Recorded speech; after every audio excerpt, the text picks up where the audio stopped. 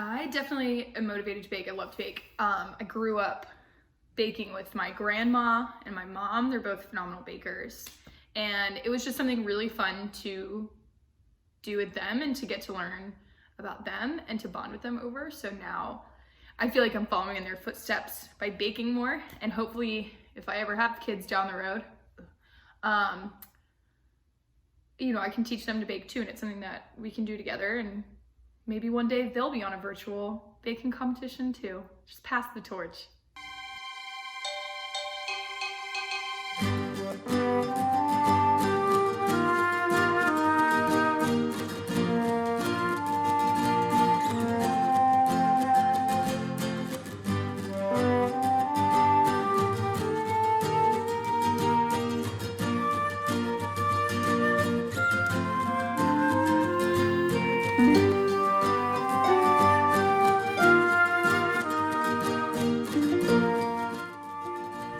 Hello and welcome to the Great Quarantine Bake Off. I'm your host Johnny and you're about to watch a baking remote elimination contest. Now, how this works is each week we'll give our contestants one thing to bake. They'll all have to bake the same thing and then you, the public, will vote who you want to see stay on the show. For week one, we decided banana bread, seeing probably everyone at home's already made a banana bread since being in quarantine, so why not? Let's go and start by checking on Louis, who's in Melbourne, Australia. So, today we're going to be using a recipe that has been passed down from generation to generation from the internet. Now, because I'm a bit of a purist, I don't like to add icing or anything like that, but I do want to change it up a little bit and add some choc chips and some walnuts. Perfect. Let's get started.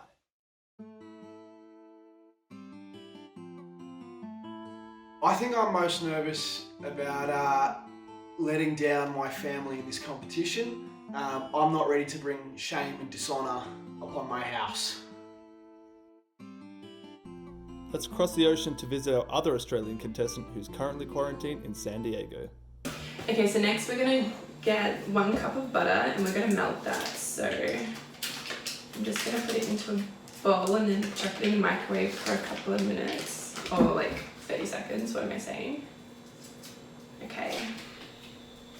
Ellen is making banana bread with cinnamon swirl and cinnamon icing. Okay, so 2 sticks, that's 1 cup. The reason I'm competing in this competition is because I love baking. I love eating baked goods and it just sounds like a lot of fun. I don't really know what to expect or how it's going to turn out, but I have so much free time on my hands now, so why not? Another contestant, Marae, is also quarantined in San Diego, mixing up a storm. I already added the first egg. See, and then you just whisk it in there. I found this recipe on Pinterest. It's my go-to. I like to try new things. I'm competing because I think it would be a super fun challenge and I love to bake, so I think the two go really well together. I am nervous because I'm not really used to having people critiquing my baking skills really, but I think it'll be fun to see what people have to say. Local LA resident Jordan is using an interesting ingredient in his banana bread recipe. Again, I know people kind of scoff at the idea of mayonnaise, but really it's just eggs and oil. That's all it is. I like baking specifically because it's always fun to put things together and then throw it in the oven, set it and forget it, and then when it's done, you have a final result. So I love automated things like that, and I also love to cook with the sous vide for that same reason. But yeah, so grew up cooking, grew up watching cooking, and it kind of just naturally grew into me as well.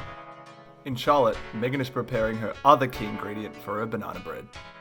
Calls for 1 cup. I mean, honestly, just gonna finish off the bag. Why not? It's a lot of chocolate, but we're here for a good time, not a long time, am I right? I'm not going crazy. I like what I'm seeing so far with the base mixture. However, the real challenge will come when incorporating those special ingredients. Back in San Diego, Ellen's about to realize she may have made a miscalculation with her mixture.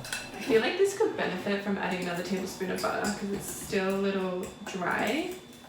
So I'm gonna go ahead and melt 1 more tablespoon of butter.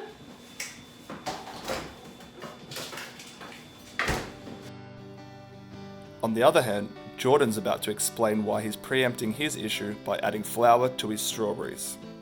The point of that, and they're like, well, it helps to bind it, and I think it helps with oxidation as well, because when fruit gets like old or warm or cooked, it can turn into weird colors. The contestants are running out of time, so they need to be adding their final touches to their mixture before putting it into the oven. Banana bread should come out with a nice golden brown layer to it. Now the ones of cinnamon, they're naturally going to come out a bit darker. Now what worries me the most right now is I'm noticing a few of the contestants, their mixtures that they're putting into the oven are already starting to look a bit dry, and that'll keep a man up at night. While the banana bread's baking in the oven, the contestants should be using this time wisely to either clean up any messes or to prepare any final decorations. One contestant is using this time for something completely different.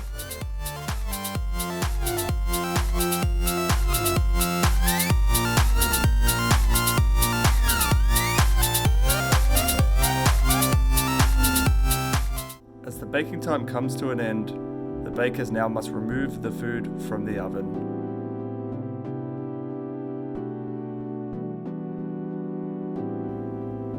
One contestant in particular is very nervous about getting hers out of the pan. Test of fate, please come out of the loaf tin, please. Oh my god, I'm so nervous. Okay, come on, I gotta get this out. Oh, it's still hot. Ooh, it's hot.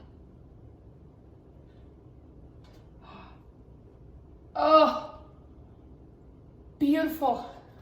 Not one thing in there, look at that. Oh man, okay. I don't want it to rest upside down. Oh, that's stunning. Oh my gosh. Look at this. Look at it.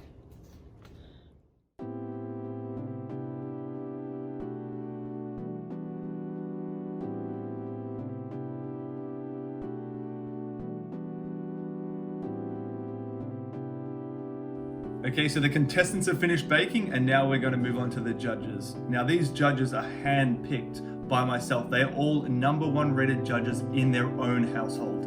Now, what's going to happen is each contestant is going to be paired with one judge, and they're going to critique the food. And then what's going to happen off camera is the judges are going to vote for who they think the star baker was. And the star baker is not up for elimination this week. So let's see what the judges are going to say. Cue the suspenseful music.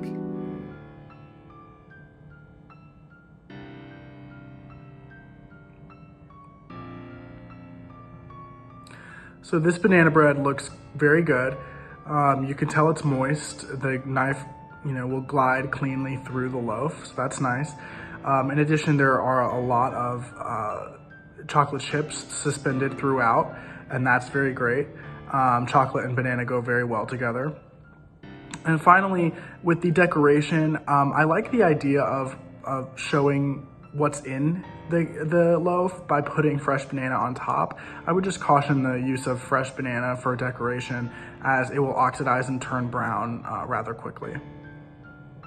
It turned out pretty well. I think the top looks crispy. I like that the bananas are on top. It's not personally what I would go with, but overall, I still like it. Looks like there was supposed to be a swirl. I think that's what she was going for. Swirl didn't exactly go the way she wanted, and it does look a bit dry, but overall it's got a healthy measure of cinnamon in it, and overall it looks pretty tasty to me. You ready to judge? I think he's ready. All right, the coloring looks really good. I think that looks nice on top. Looks like you took it out of the oven at the right time. Let's see the inside.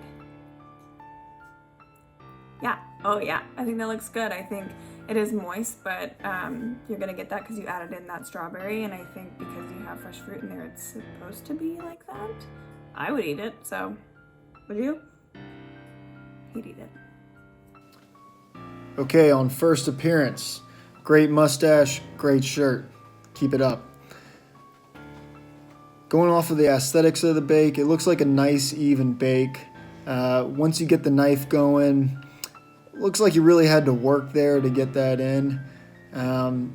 Is that a banana in the middle? I can't really tell. It's probably an uneven bake because the bananas weren't actually mashed all that well. But overall, I like the shape of it, and again, I like the mustache.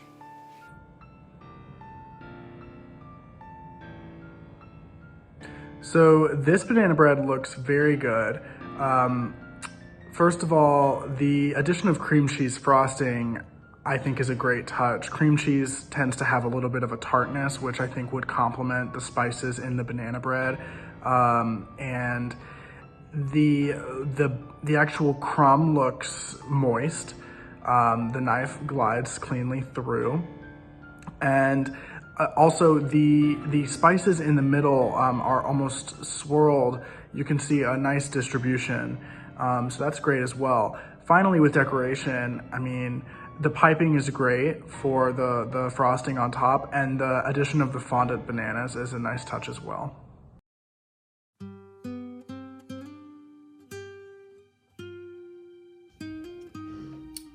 So the judges have spoken and voted, and the verdict is in.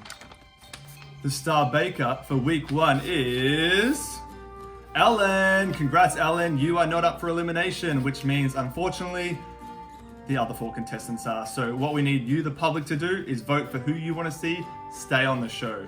And next week, we'll tell you who unfortunately gets eliminated. Thanks for watching.